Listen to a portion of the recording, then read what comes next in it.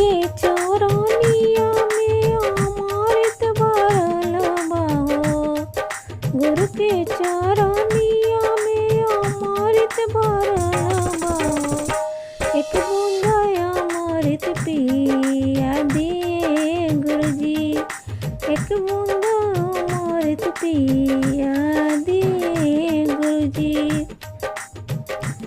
किया कैलू दाना पुना किया पूजना हो। किया कैलू दाना पुना किया कैलू पूजना हो। कौने कमैया अमृत मांगे लो शिष्या, कौने कमैया अमृत मांगे लो शिष्या।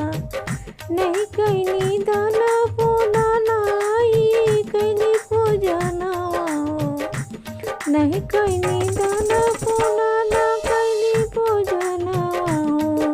सबेर रहो दया मंगनी गुरुजी, गुरु के चरनिया में अमृत भरल बा हो।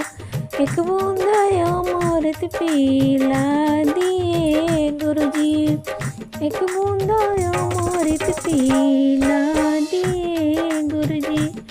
किया कैलू दाना पुना किया कैलू पूजना हो।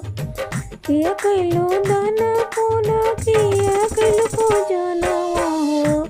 कौने कमैया अमृत मांगे लो शिष्या, कौना कमैया अमृत मांगे लो शिष्या। ना कैनी हम दाना पुना ना कैनी पूजना हो। कैनी दाना पुना ना कैनी पूजना हो। संझा सवेरे चर्चा और कैनी गुरुजी, संझे सवेरे नमन प्रणाम कैनी गुरुजी। मंदिर मंदिर चर्चा कैनी गुरुजी, घर घर चर्चा